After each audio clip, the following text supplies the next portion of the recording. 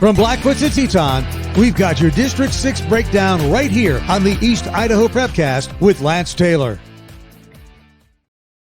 That's right. Welcome into another edition of the East Idaho Prepcast here on IdahoSports.com, your number one source for all things District 6. I'm Brandon Bainey, joined by Lance Taylor. Lance, what's going on? Hey, I make sure I shower for this show every day, or every Tuesday. I shower for this show, whether I need it or not. I'm okay. So what I just heard is you shower once a week, Lance. That's well, if I need it. As long as this show's going, then at least once a week. All right. Well, here we go. The main motivation that gets Lance out of bed every Tuesday morning. It's the East Idaho Prepcast.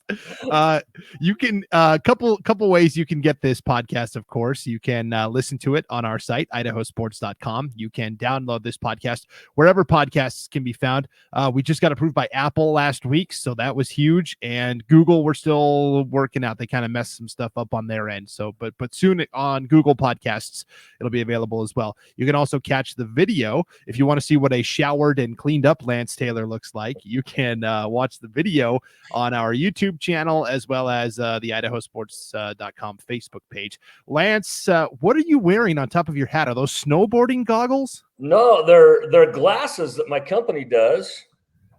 You can see those. They're actually glasses, but they're really just kind of cool. Is it for like blue light when you're on the computer, or is it no, just to wear?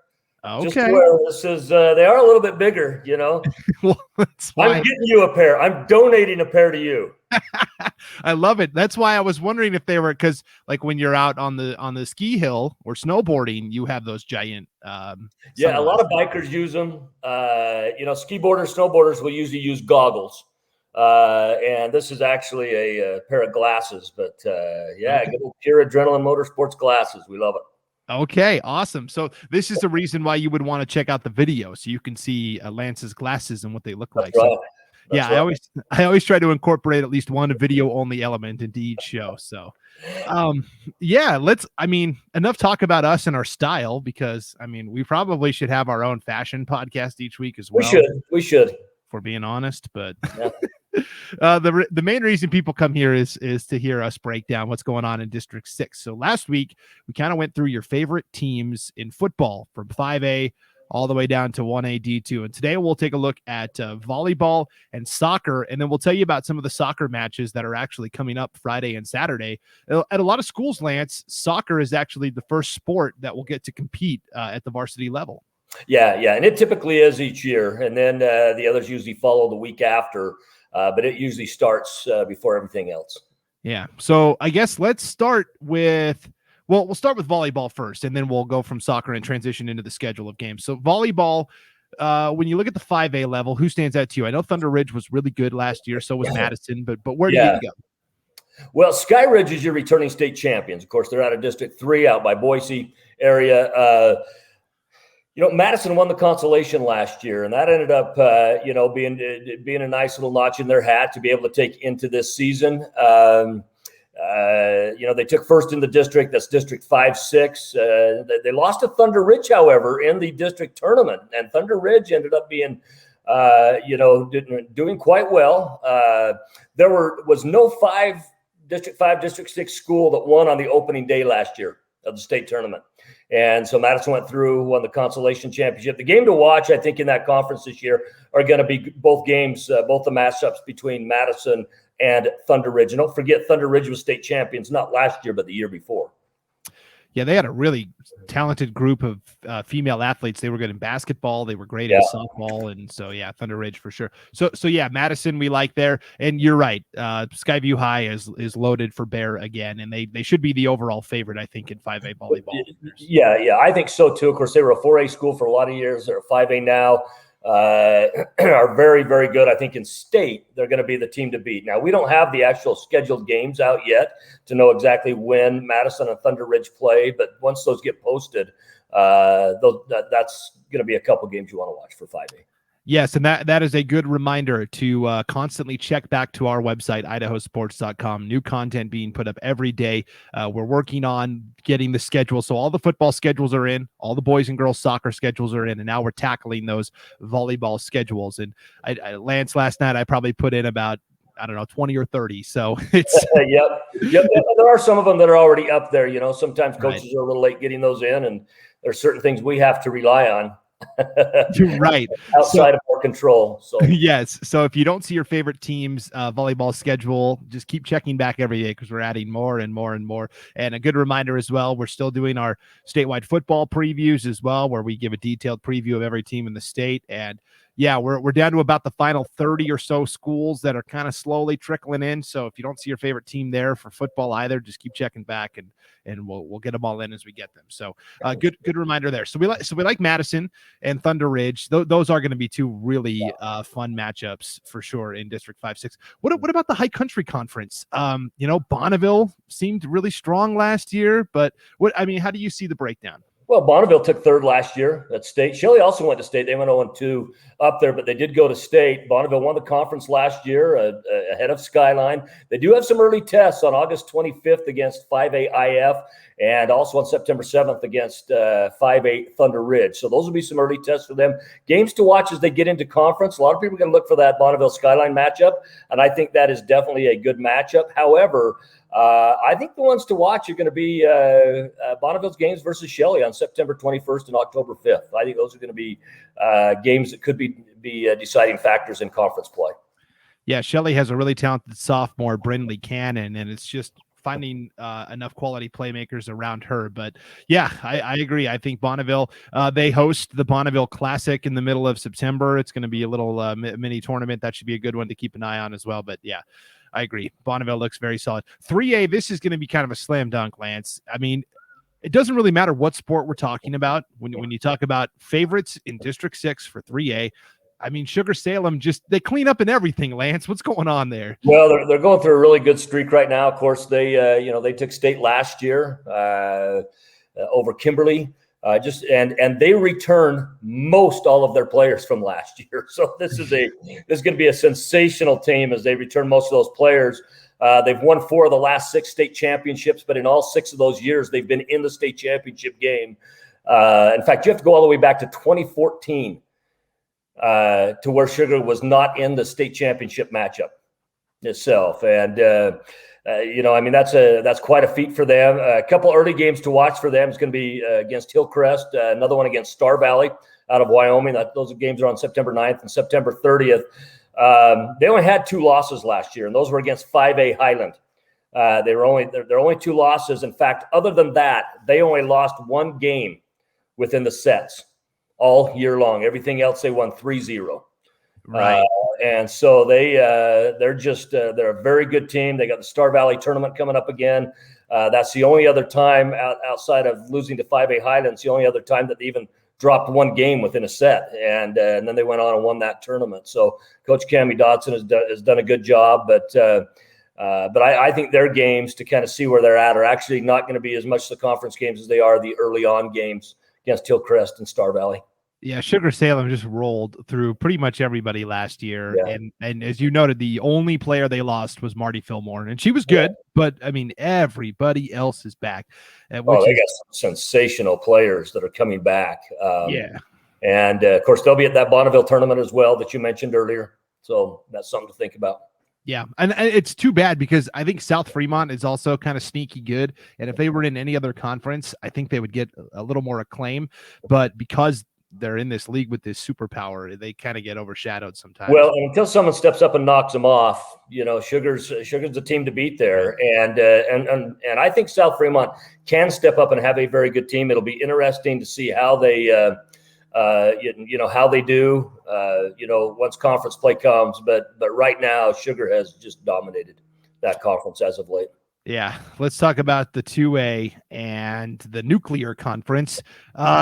I've got a team in mind, but I want to see what you say first, and we'll see if our thoughts line up here. So who do you like there? Well, last year's state champ came out of eastern Idaho, but southeast as West Side out of District 5. Very, very good team. West Jefferson took consolation last year. Firth was also in the tournament, went 2-out. Real Again, quick, there's no district team that won on opening day. Sorry. About that. No. You've got your notes, which is great, but then they're blocking your face. Yeah. I saw that as I get towards the bottom of the page and it goes up. These are all the notes that I take. We want to see that beautiful showered, cleaned up face. Oh boy, I'll tell you, and deodorant. Don't forget that. Oh yeah, I can smell it from here. It's good. That's a good thing. Sorry. So yeah, continue. So the state champ came from eastern Idaho, but there was no district team that ended up, from District 6 that ended up winning on opening day last year, the state tournament. The West Jefferson did go on and take consolation. They also won conference over Firth last year, and I think the games to watch this year are going to be those games, West Jefferson and Firth. I think those are going to be two tough games. Again, their schedules are not up yet, so we don't know the dates on those. But you always plan on those being very, very highly contested. And what were your thoughts on that? Yeah, I like West Jefferson a lot. I think they got a lot of juice. They got a lot of talented players. They were excellent in softball last year, and I know a lot of those players play volleyball as well. So that's the team I'm really keeping an eye on to be a dark horse. So. Yeah, yep. Our thoughts align. That's nice. Yeah, that's right. It's almost like we planned this out, but we didn't really. So little behind the scenes secret there for you.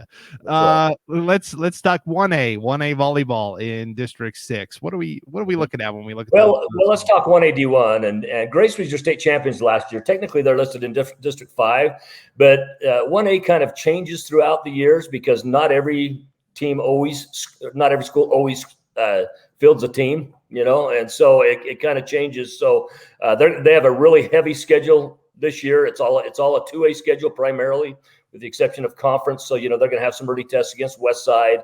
For example, last year's 2A state champions. So that's going to be early on. They took second to Butte County in district last year. Before going on that run at state. And so I think the games to watch are going to be Grace and Butte County. Yeah, you mentioned these teams that lose at districts and then come back to state and do well. Is it like basketball where sometimes because the bracket is kind of predetermined? And we talk about it, teams don't lose on purpose, but teams don't mind sometimes if they lose at districts because it sets them up better at state. Does that happen in volleyball too? Yeah, it does. And the way that it's always, some of the frustrations that we run into at the state tournaments, oftentimes you have the best matchup in the opening round. Maybe a team doesn't do quite as well at district as they thought, or maybe they had a player that was injured and set out and they ended up taking second and we're doing the back doorway into the state tournament. And, whenever things like that happen, you're always going to have, those, I shouldn't say always, but you're oftentimes going to have those situations where the best two teams meet up early on. I have some thoughts on how they could do that differently, but that's of course for another show. But the thing is you get that, and it's about matchups. It's about getting hot at the right time as well, and so those are some of the dynamics that go into it. Yeah, I didn't mean to dovetail the conversation, but I really do think that that's something that has to be fixed because I definitely think it is. Skyline fans know what I'm talking about. Their boys and girls basketball teams last year just got put in the worst possible scenario because of the pre-bracketing where they had to play a district opponent for the 6th time at state. The girls had to play Blackfoot, the boys had to play Hillcrest right away. And the thing is, I have no problem if the state doesn't say, unless you use basketball for an example, I have no problem if the state doesn't say, hey, listen, some people think, well, just take the top, 8 teams and just put them in there. No, I don't necessarily think that. I think who wins their district tournament should automatically go. I think you get into the state tournaments the same way you've always done, but then from there, I think they should seed it rather than pre-seeded. They did it for football this past year with right. The max preps rating. Yeah, how hard would it be for basketball? There's less teams, but anyways, back for us. Right. Well, and I know where you're at, District 6. That is a volatile subject. Very much so. Skyline especially really got hosed on that, but they did. Yeah. All right. Let's keep talking about 1A D2 volleyball. Yeah, 1A D2. Tri Valley was your state champs last year. Water Springs, they went 1-2 at state. They lost the third place game. They did win their first game. Lost the third place game to Horseshoe Bend. Mackey won consolation. They won conference last year over Mackey. Speaking of Water Springs, and then Mackey, did a little better at state. And I think the games to watch are going to be those two. I think I think when you look at Water Springs and Mackey, that has the potential to be a very good matchup. And again, one of the things we talk about in 1A that's pretty consistent that we don't talk near as much about in the other school sizes is there are far more questions than answers when we go into these seasons at 1A. Right. Always the wild card. So then you almost defer back to the coaching a little bit. And Mackey has one of the best, Kesha Hale. She coaches volleyball and girls basketball. And she's fantastic. Very much. That's a great job. Very great. Yeah. Yep. So, all right. That's kind of our volleyball view. It'll be fun to track these teams and the progress they have throughout the season. There's always some big tournaments in Eastern Idaho. There's the Peg Peterson invite at Highland in Pocatello. Sure.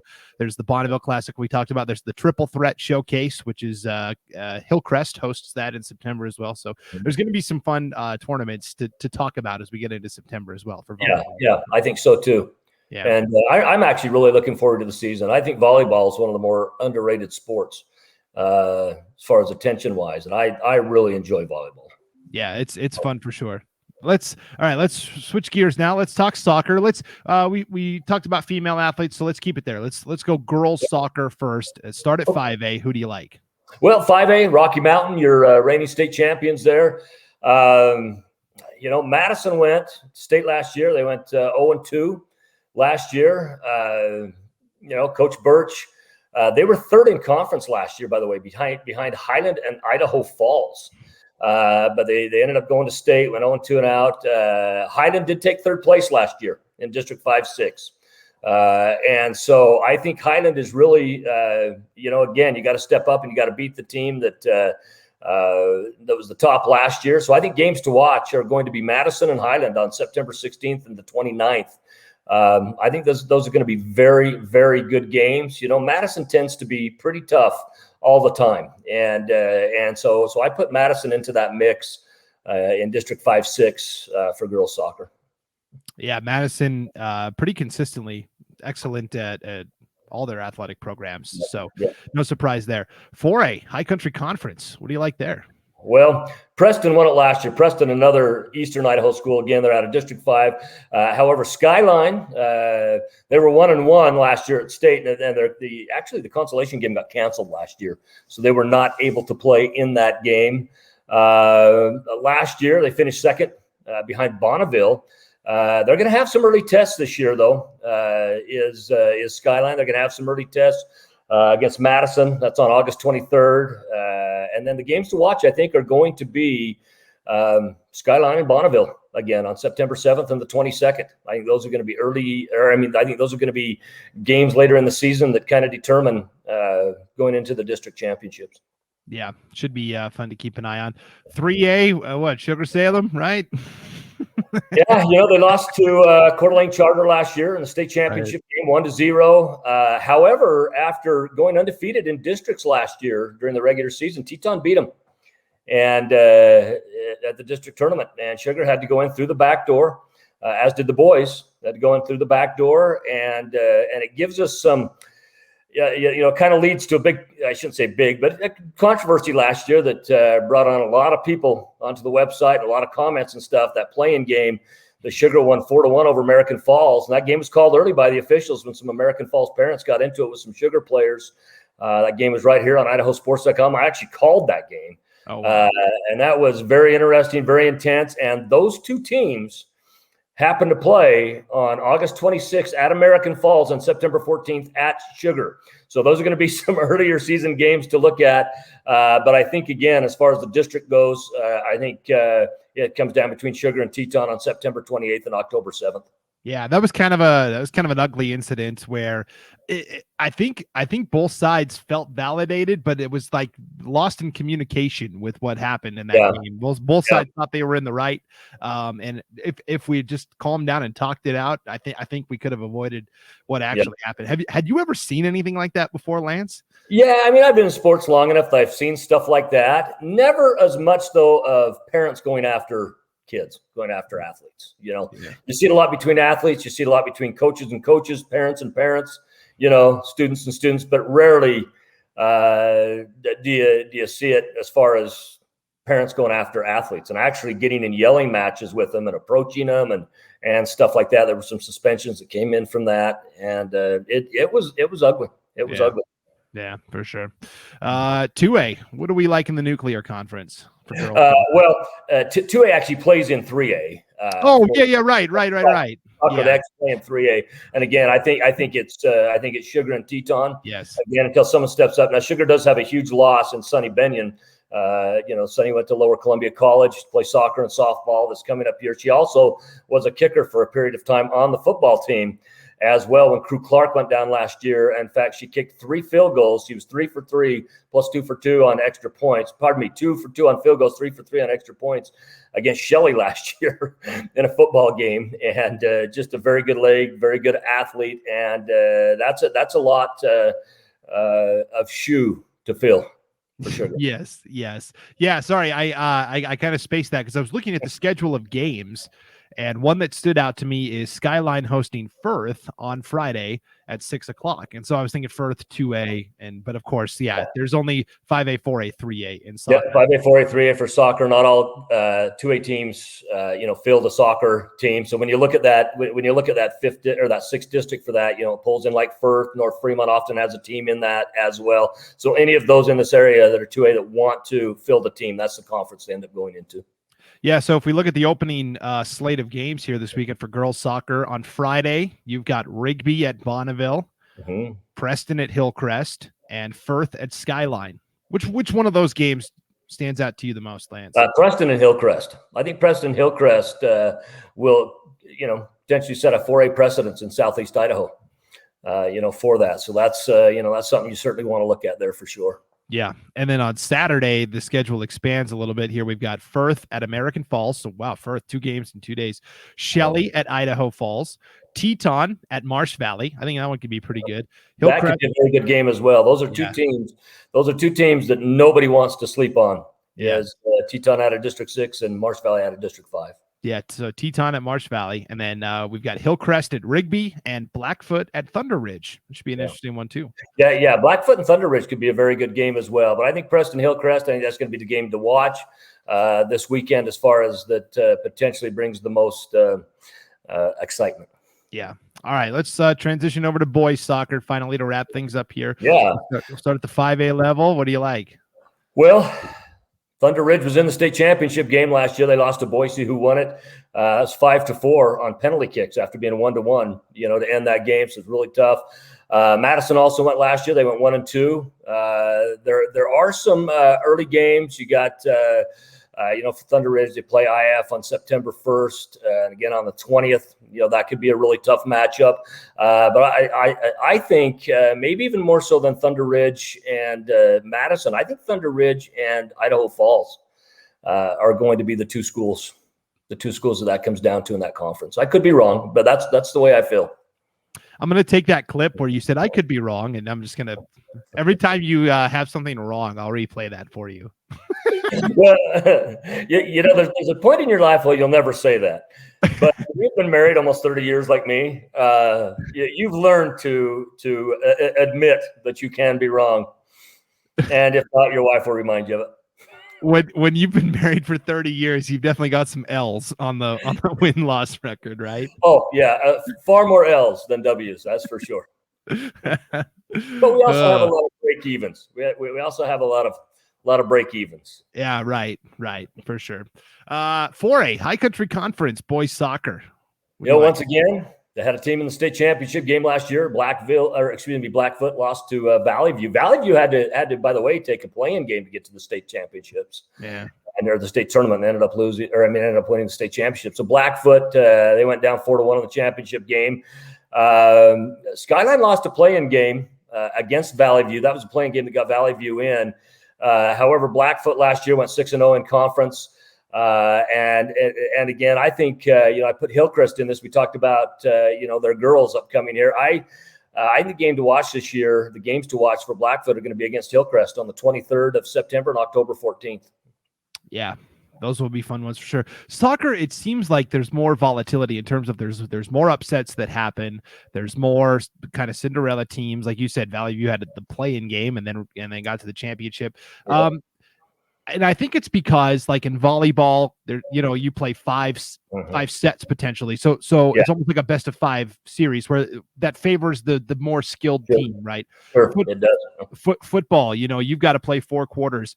Basketball, you've got to play 4 quarters. With soccer, there's such a finite number, even within the game. There's such a finite number of attempts at the goal where you're getting shots on goal that I think it really can swing in a lot of different directions. Yeah. Yep. Well, and it does happen. There does seem to be it's a lot harder to pick, and we're going to have a lot more losses on our picks, it seems, with soccer than we do with football and volleyball. Yeah, for sure. It'll be tough for sure. Okay, and then 3A, what do we like there? Sun Valley Community School won it last year. They were state champs, and again, that's one of those smaller schools, it's smaller than 3A, but comes up, plays in that division. Sugar Salem, however, out of conference play, they did a play-in game to get there, and they won the consolation championship 1-0 over McCall. McCall, by the way, last year made a pretty good splash in 3A. Made it all the way to the state championship game in boys basketball. It was their first year up from 2A to 3A. But Sugar had beat McCall. Sugar was 3-1 in conference last year. Teton, again, has a very good team as well. And I think the games to watch are going to be against Teton on September 28th and October 7th. That's Sugar and Teton. Yeah. So the same as the girls. I think the boys 3A soccer is going to be fascinating with Sun Valley and Weiser and McCall are both going to be really good. Very much. Weiser should be a very good team this year. But again, Sun Valley Community School is going to be the team to beat. And someone's got to step up and prove that they can knock them off. The only thing that's going to stand in Sun Valley's way is COVID-19 and whether they are allowed to play games or not. That was a big problem last year for them. They didn't get to play very much in the regular season. Not that that's right. They had a small regular season, and Coach Scott Terry takes over for the boys this year at Sugar as well. So he's the girls and the boys coach. So how's that going to work? Will there be a lot of double headers? Well, games are usually they go and play. It's a double header usually when they go and play. Girls followed by boys. Yep. Okay, interesting. We'll keep an eye on that. That'll be fun. Okay, so the opening slate of games for boys soccer, pretty similar to the girls. On Friday, you've got Hillcrest at Preston, Bonneville at Rigby, and Firth at Skyline again. Which matchup do you like the best there? I might have to go with Preston and Hillcrest. and I think Hillcrest wins that game. In fact, I think they win it fairly handily, but I think people will get a good look at Hillcrest and what they bring to the field this year. Yeah, that'll be a nice early season road trip for them as well. So, and then Saturday, the schedule beefs out a little bit more. Firth at American Falls, Teton at Marsh Valley, Thunder Ridge at Blackfoot, Rigby at Hillcrest, and Idaho Falls at Shelley. Well, and you get Firth at American Falls, and there's a good game for people to see, where American Falls is. Again, we talked about the scuffle at end of the season last year, for them in the play-in game before the state tournament. That was against Sugar, and I guarantee those players are anxious to get on the field. Very anxious to get on the field. And American Falls traditionally has a very good soccer program. Of course, this is the boys we're talking about, right. Here, and they didn't have the scuffle last year, but their boys are very tough as well. Yeah, it'll be fun to watch. So that's really all we have in the District 6. It's kind of just soccer this weekend, and then next week, Lance, we're diving into football. We are. The Rocky Mountain Rumble going. We're going to talk about that for sure. And Rocky Mountain Rumble should be very, very good. I'm going to be doing PA for one of the games in that, and then doing play-by-play for Idaho Sports and color on some of the others. So we're going to have you and Lauren Jensen there. That's broadcasting. Right. So that's right. I like it when Lauren does play-by-play and I get to do color, because I can really just razz Lauren. During that, it's. Just a lot of fun. Lauren and I have a good time. Lauren is the low-hanging fruit in terms of course. Well, then I'm with Tim Belknap several times this year as well. Tim is excellent.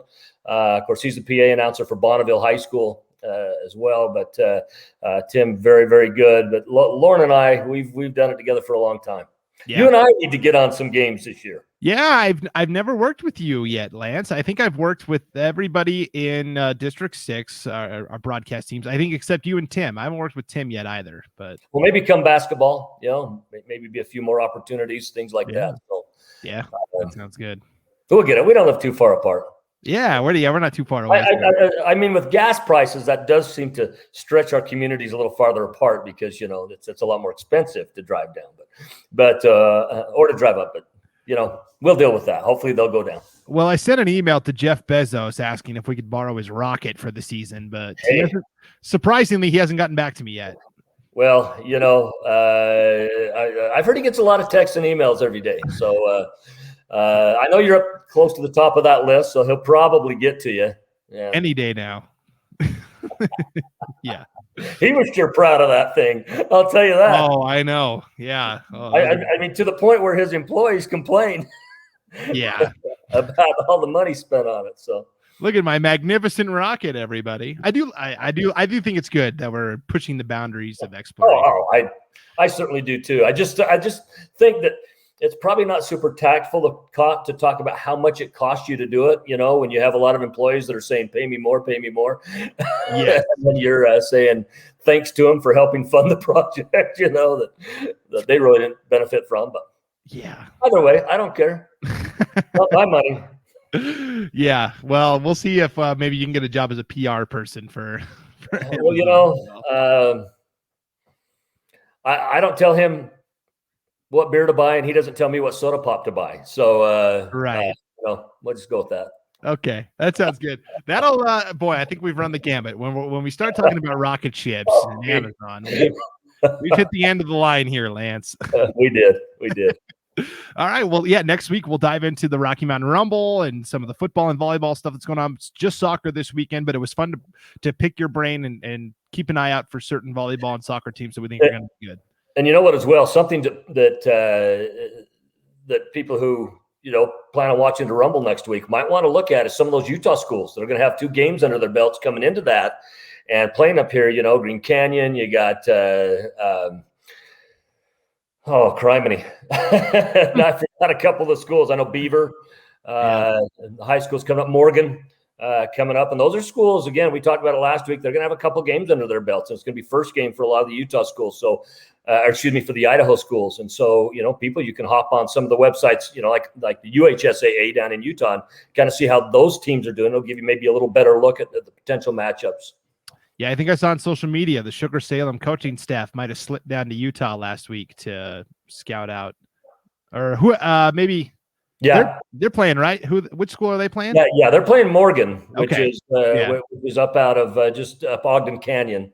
And Morgan's one of those schools that has grown a lot. They had a great season last year as well. I had a chance to talk to Skylar Richens, who is the new athletic director at Sugar Salem as well, replacing Jay Miller there. And he's still coaching football. And he told me, he says, we've got a lot of concerns with them coming in with 2 games under their belt. So he says, we're definitely going to take a look at them. And that's the one benefit is when you don't play, at least you have the ability to scout, which they haven't had the ability to scout you. So maybe that offsets the 2 games, we'll see. Yeah, we'll see. It'll be fun to talk about next week, but it will be. Yeah, that'll do it for this edition of the East Idaho Prepcast. Thanks for tuning in, everybody. For Lance Taylor, I'm Brandon Bainey. We'll see you back here next week. Bye.